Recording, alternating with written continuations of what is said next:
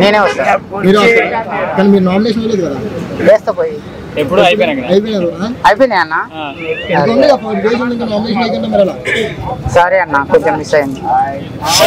అంటే ఇప్పుడు సీఎం జగన్ గారు ఉన్నారు సీఎం సీట్ లో, పవన్ కళ్యాణ్ గారు మన పవన్ కళ్యాణ్ పోటీ చేస్తున్నారు, చంద్రబాబు పవన్ కళ్యాణ్ కలిసి వస్తారు, ఎవరు వస్తే బాగుంటుంది? నేనే వస్తే బాగుండదు అనిపించింది. ఇప్పుడు నేను నామినేషన్ అయిపోయినాయి కదా, పవన్ కళ్యాణ్ గారు వస్తే బాగుంటుందా అని నాకు అనిపిస్తుంది. కానీ అది కొంచెం అది మొత్తం గందరగోళంగా ఉందన్న. ఎందుకంటే ఆల్రెడీ చంద్రబాబు గారిని ఉమ్మడి ఆంధ్రప్రదేశ్లోనే ఇక్కడ 10 సంవత్సరాలు చేసిండు, మళ్ళీ అక్కడ పోయి 10 సంవత్సరాలు చేసిండు. ప్రజలందరికీ బోరు కొట్టింది. అందు గురించి ఇక జాడలేలా ఆయన అని చెప్పేసి ఇంట్లో కోసం పెట్టారు. ఆ తర్వాత జగన్ గారు వచ్చారు. మన జగన్ గారి పాలన కూడా సరిగా లేదని చెప్పేసి మన పవన్ కళ్యాణ్ గారు పార్టీ పెట్టారు. పెట్టి పోటీ చేశారు. రెండు ఏరియాలలో పోటీ చేస్తే ఒక్కడ కూడా గెలవలేదు. ఈసారన్నా ఒంటరిగా పోటీ చేసి సీఎం అయితే బాగుండాలనేది నా ఆలోచన. సరే పొత్తు పెట్టుకున్నా కానీ సీఎం మన పవన్ కళ్యాణ్ గారు అయితే, ఎందుకంటే పవన్ కళ్యాణ్ గారు మన దేశంలో ఎన్నో పార్టీలు ఉన్నాయి భయ్యా. దేశం సంగతి పక్కన పెడితే మన తెలుగు రాష్ట్రాలలో ఎన్నో పార్టీలు ఉన్నాయి.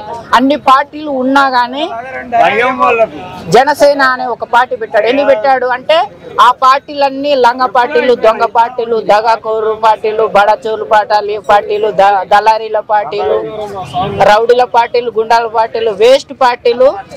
అందు గురించి ప్రజలకు న్యాయం జరగాలంటే నేనే ఒక పార్టీ పెట్టాలి, నేనే సీఎం కావాలి, అప్పుడే ప్రజలకి మంచి న్యాయం జరుగుతుంది అనే ఒక మంచి ఉద్దేశంతో పార్టీ పెట్టిన వ్యక్తి మళ్ళీ ఆయనతో పెట్టుకొని యూనియన్ తోటి పొత్తు పెట్టేసుకొని మళ్ళా పొత్తు పెట్టుకొని ఆయన ఇప్పుడు అట్లా కదన్నా, ఆయన ముఖ్యమంత్రి ఆల్రెడీ ఉమ్మడి ప్రదేశ్ లో ఆల్రెడీ 10 సంవత్సరాలు చంద్రబాబు సీఎం చేశాడు.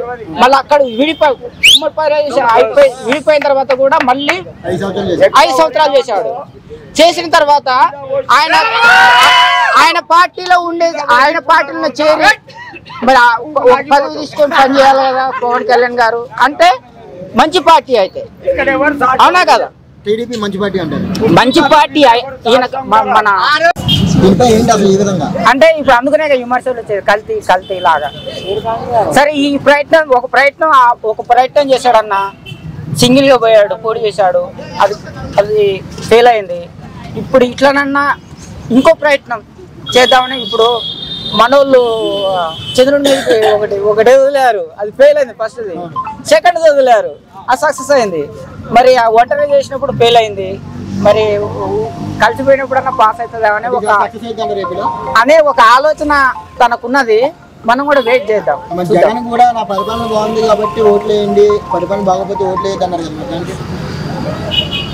ఇక అది ఓటేసే వాళ్ళు చూసుకుంటారు. సెకండ్ టైం పంపించినప్పుడు పాస్ అయింది కదా, ఇది కూడా పాస్ అవ్వచ్చుగా. సెకండ్ టైం పంపించారు కదా చంద్రుడి మీదకి, అది పాస్ అయింది కదా, ఇది కూడా పాస్ అవ్వచ్చు. నేను కూడా అదే అంటున్నాను, అవ్వచ్చు అవ్వకపోవచ్చు అంట. చెప్పలేమన్నా అట్లాగా అన్నా. పంపారు, వాళ్ళకి తెలియదు కదా పాస్ అయింది ఫెయిల్ అయింది, పైకి అందరూ తెలిసింది, ఎక్కడ కూడా ఎలక్షన్ అయింది. అది నేను అనేది కూడా అదే.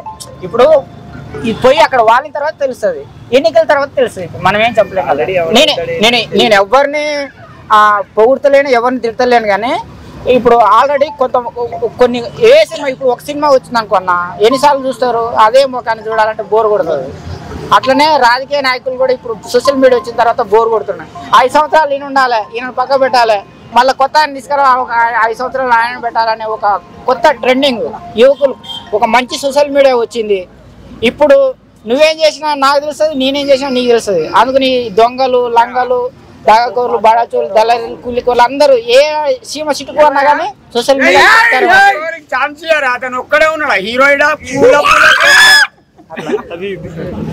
అది ఇప్పుడు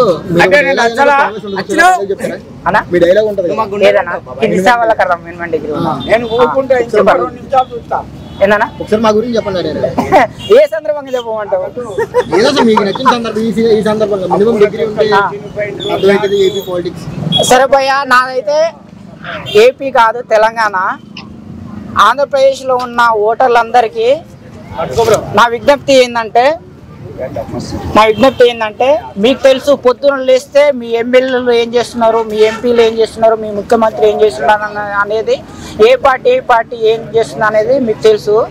అందు గురించి డబ్బులకు లేకపోతే బీర్లకు బిర్యానీలకు అమ్ముడు పోకుండా నీతిగా నిజాయితీగా నిస్వార్థంగా ప్రజల కోసం పనిచేసే వాళ్ళకి ఓటేసి అత్యధిక మెజారిటీ గెలిపించుకొని పైసలు తీసుకోకుండా ఓటేయండి. పని చేయకపోతే గల్లా పట్టుకొని నిలదీసి చెప్పు తీసుకొని కొట్టండి.